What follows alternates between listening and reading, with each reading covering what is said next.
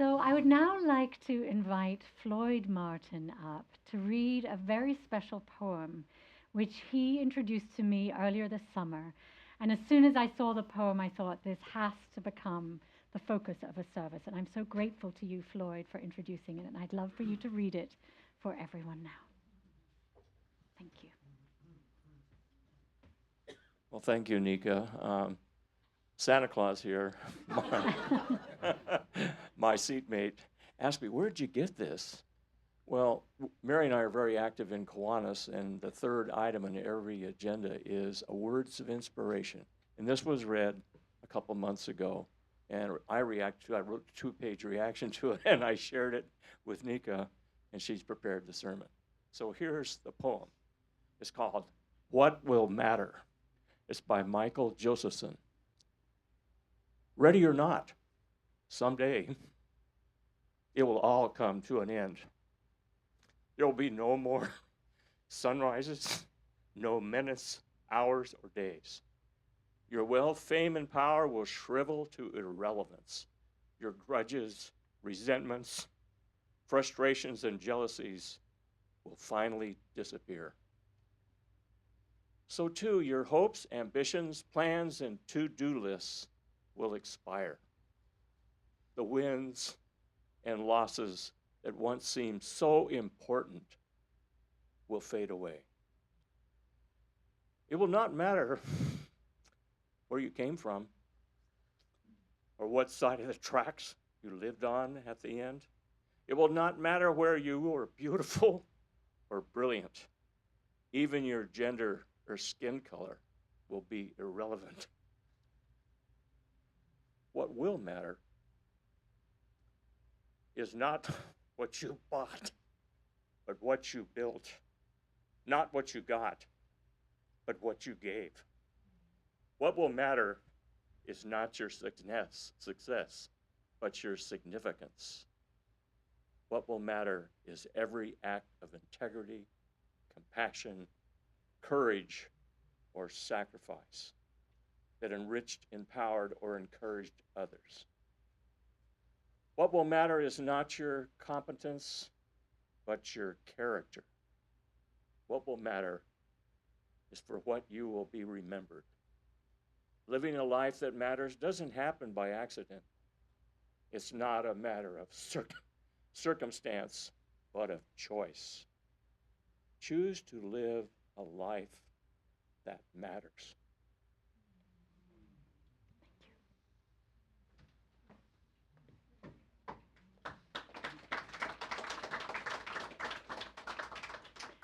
Thank you, Floyd, for sharing that poem with me and for inspiring me to create this service and reflect deeply on what it means to live a life that matters.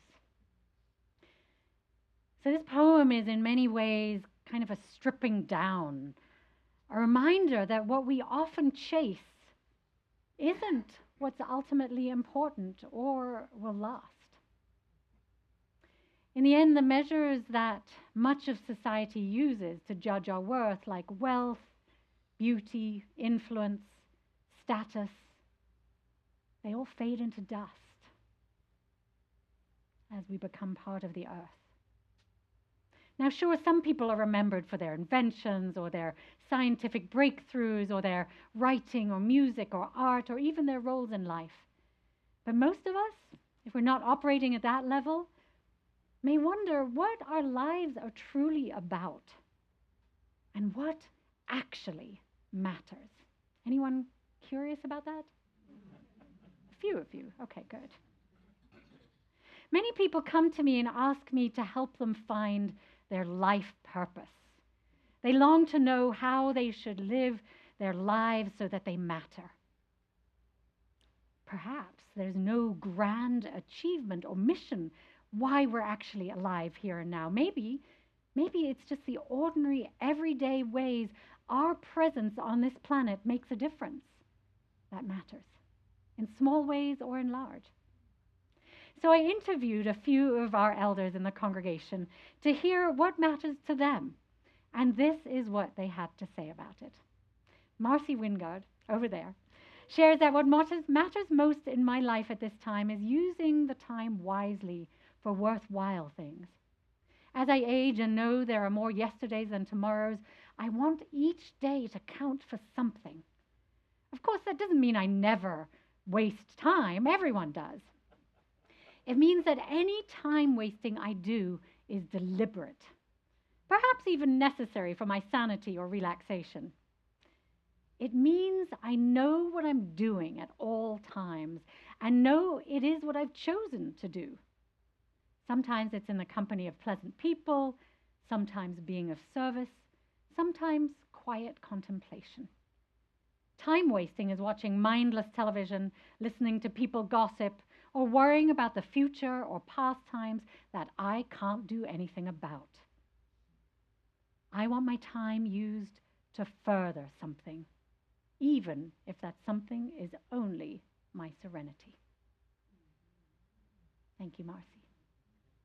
And then Thelma Williams over there shares, I try to take time to share family and friends' joys, to listen to classical music, to read each day, and to continue to study and learn new things, to enjoy nature and to keep moving. We need to realize how fortunate we are, to be aware that we are not alone, and not to forget those who are struggling each day. We are so spoiled. And Floyd, in addition to sharing the poem, told me incredible stories of his complex and dramatic family history. My jaw just dropped when I read them. It was quite amazing, which I encourage you to ask him about. But in terms of his own life, the following lines of the poem were particularly meaningful to him. What will matter is every act of integrity, compassion, courage, or sacrifice that enriched, empowered, and encouraged others. What will matter is not your competence, but your character. What will matter is for what you will be remembered. And at age 84, Floyd says, I remember and give thanks daily to my parents, my brother, extended family, teachers, preachers, and friends who helped shape my life. And we give thanks, Floyd, for the many ways that you have shaped this community as a past president of Chalice, and all the ways you and Mary have helped Chalice flourish for over 48 years now. That's a legacy. Thank you. So I see common themes among our elders: gratitude, family, making the most of every moment, service, giving back, and growth. I know their lives matter to me because they model courage and kindness and generosity and wisdom. When I worked as a hospice chaplain and shepherded people and their families through their final days or months of their lives, what emerged again and again as most important was the love they shared. In those moments, the unfinished business, the family struggles, the hurts and upsets often rose to the surface, visible either in the care or lack of care that was offered. But in families where the dying person had loved others deeply and well, where they'd made peace with others and themselves, there was a palpable sense of a life well lived. I remember when my father was dying in 2013. This once powerful, successful man disappeared into a mere shadow of himself as he was riddled with Parkinson's and Lewy body's dementia. All his authority and accomplishments seemed a distant memory. But what remains with me, I think I get all choked up, is the moments of laughter that we shared, and wrestling with him in bed as a kid, and the tears that we cried together at a London Symphony Orchestra concert in the second movement of Mahler's Fifth Symphony, And the operas we conducted together in our living room when I was young and my dad played them at top volume on his reel-to-reel tape player. And the moments that he was really present and I felt truly loved and seen by him. So much of what he thought would matter really didn't remain. What mattered was our connection and the love we shared. As Michael Josephson said, what will matter is not what you bought, but what you built. Not what you got, but what you gave. What will matter is not your success, but your significance. What will matter is not your memories, but the memories that live in those who loved you. Living a life that matters doesn't happen by accident. It's not a matter of circumstance, but of choice. Choose to live a life that matters, he says. So I think Josephson's poem can be summed up in the following markers for a meaningful life. What we gave rather than what we got. Whom we loved and how deeply. Whether our days left the world a bit more whole than we found it. And what we need to choose to be intentional about our impact. So what if what ultimately matters is being intentional about the kind of life we choose to live? What do we want to choose? What choices will matter? What matters to me is living with integrity, with authenticity, with passion and kindness. To feel fully alive and expressed while I have the privilege of being on this planet. As Henry David Thoreau said, I want to live deep and suck all the marrow out of life. It matters to me that I make others' lives better, to be of service, whether through reflecting their divine spark, through deep listening, or encouragement, generosity, or advocacy. It matters to me to learn and grow every day so that I can be the best version of myself possible and thereby have better relationships. But what matters to me most is that I spread more love and joy on this planet. When I live this way, I feel deeply fulfilled and in alignment and at one with all that is, with the mystery of life and the spirit of love. I feel joyful and connected to my purpose and my higher self. And hopefully what matters to me will also make my life worthwhile. Which made me wonder, as I was incubating the sermon over the last few weeks, to whom do we want our lives to matter? It occurred to me that there are 4 populations that we can focus on to whom our legacy might matter. First of all, the self. Does my life matter to me? Am I whole, fully expressed, healing, authentic, and growing, kinder and more loving? Am I living my purpose? Am I doing the personal and spiritual work that allows me to evolve into the best version of myself and feel happy?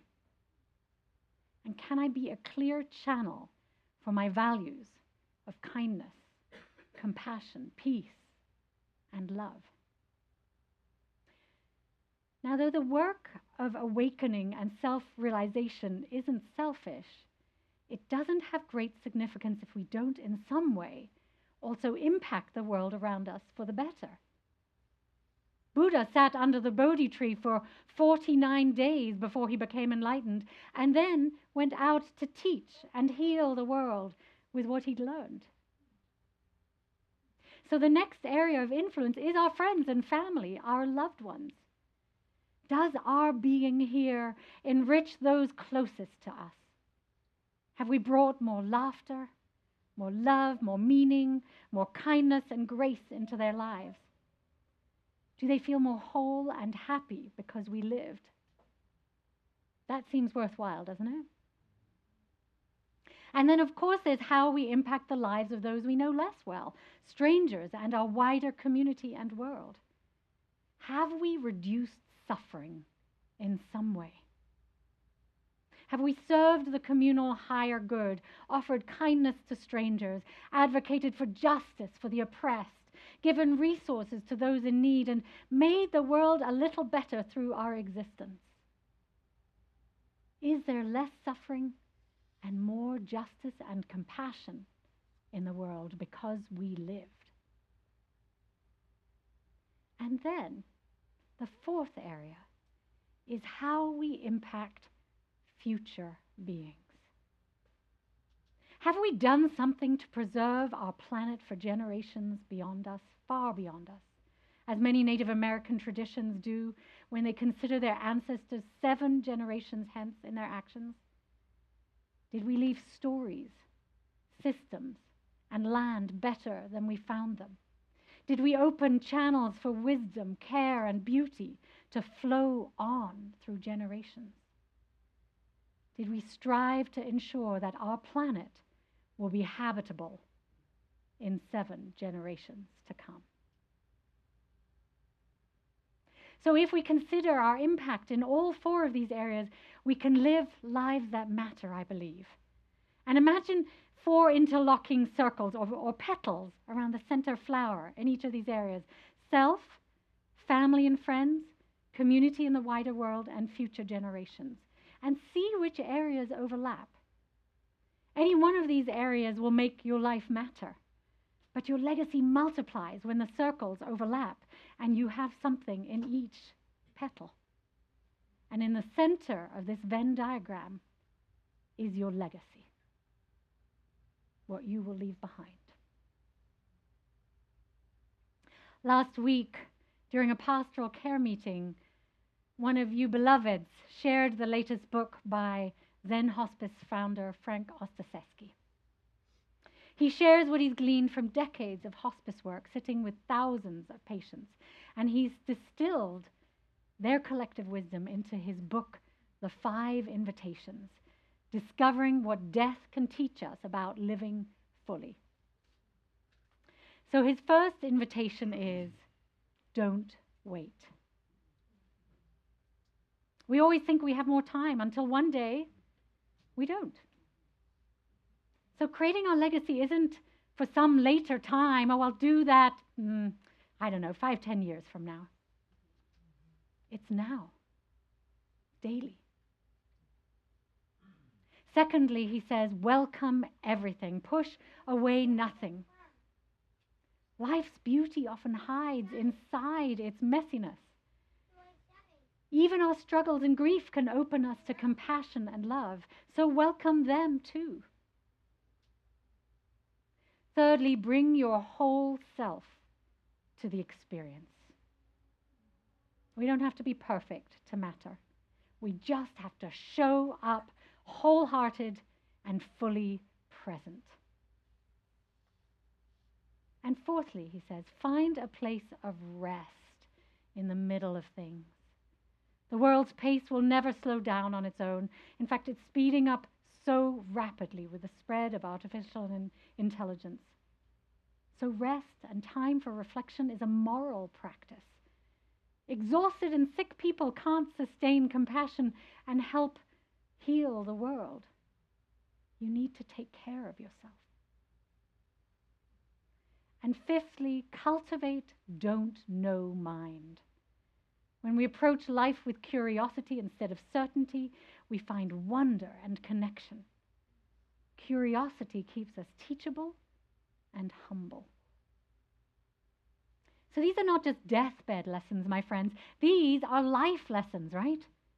They're about how to be awake while we're still breathing.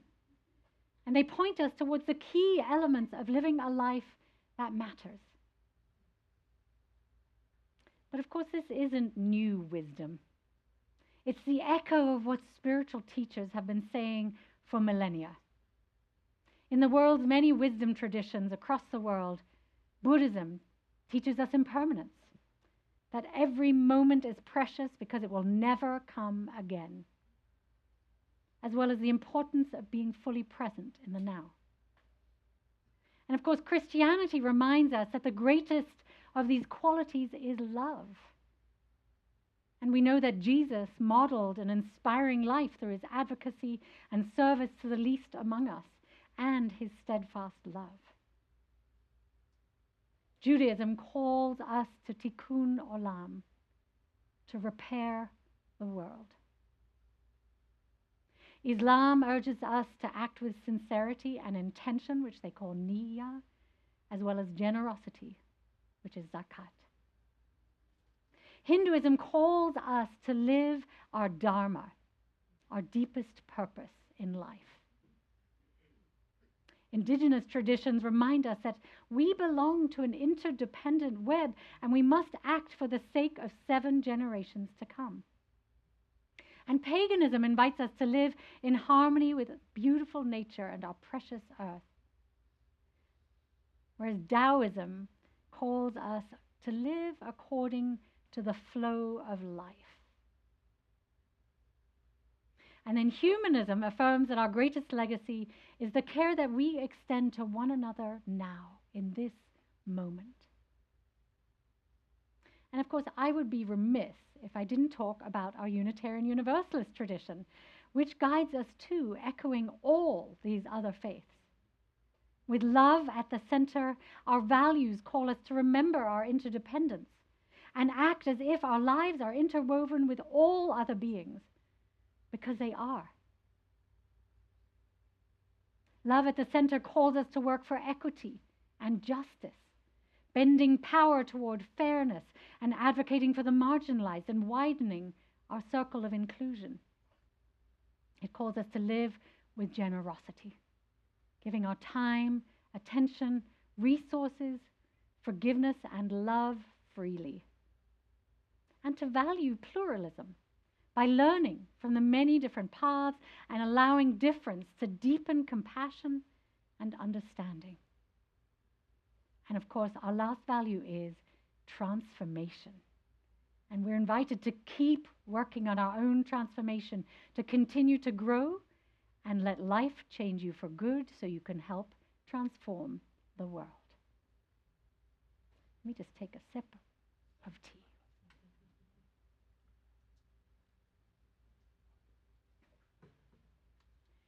How all these different religions express it is different, but the message is the same.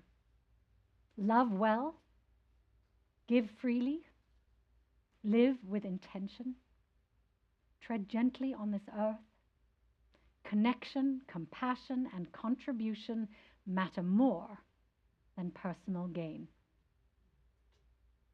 Personally, I distill a life that matters to 3 key aspects: grow your inner life, reduce suffering, and increase goodness. A life well lived is one which evolves psychologically, spiritually, and emotionally to allow you to be the best version of yourself. Do the psycho-spiritual work that clears your inner channel so that your living is less encumbered by fear, by anger, by control, reactivity, or approval seeking. I try to work on this every day. Growing your inner life isn't self-centered. It's how you stop passing on your pain to others and how you're able to love others more. Secondly, reduce suffering. Choose to serve the alleviation of suffering in some way, whether by lessening someone's pain, listening to their struggle, or helping heal emotional, material, or spiritual disconnection. Disconnection is what brings about wars, anger, loneliness, and fear. So I invite us to try to serve connection and love in any way that we can. And finally, increase goodness. Be a pollinator of delight, of kindness, of beauty, of laughter, of wisdom, generosity, awe, and presence. A life well lived is one in which you've helped increase the amount of love, joy, and peace in the world, and lifted up the magic of this existence that we have for a brief time. I meditate and move daily to help increase my efficacy in these areas. So these three principles align with the UU process, which we teach in our newcomers starting point class, which many of you have taken. Do you remember? Listen deeply within, open to life's gifts, and serve needs greater than our own. Listen deeply within, open to life's gifts, and serve needs greater than our own. Or another way of summing up our Unitarian Universalist approach is to say, we choose love over fear. We choose connection and community over isolation and division. We choose compassion over indifference and hate. And we choose justice and equity over apathy. And these choices, made over and over again, shape the story we leave behind and create lives that matter and help us find purpose and meaning. So, my beloveds, here's the invitation. Imagine you knew that you had 1 year or less left to live. What would you do differently? Whom would you call? What words would you finally say? What would you stop wasting your time on? Whom could you help? What would you cultivate within and for others? And here's the hard part. What would it take to start doing those things now? Today? Because the truth is, we never know when our last day may come, and we don't have to wait until our last days to live our best days or begin to live a life that matters. So I invite those of you who are interested in talking about this a little further to hang out at the end of the service with me to discuss these matters more deeply. Just stay here in the sanctuary before you go to coffee, and we can have a little chat if you like. But here are 5 possible ways that you could begin incorporating some of these ideas this week, even today. Firstly, draw your legacy circles.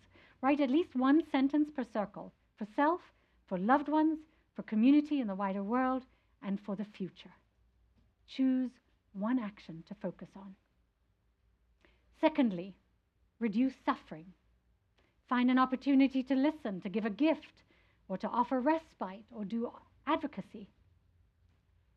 Thirdly, do some inner cleanup. Choose 1 way you want to be more loving and less fearful or reactive.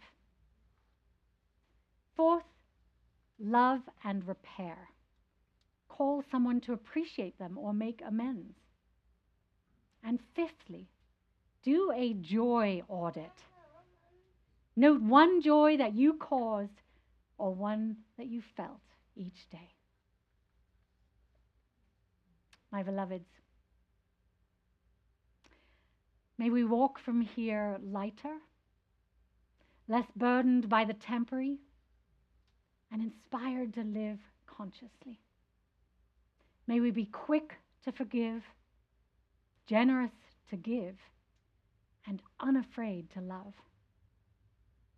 May our healing, love, presence, and creative spirit be the legacy remembered. And may every day count. And may our lives, however long they are, ripple outward with kindness, courage, and joy, so that when our time comes, it may be said, they lived a life that mattered. May it be so.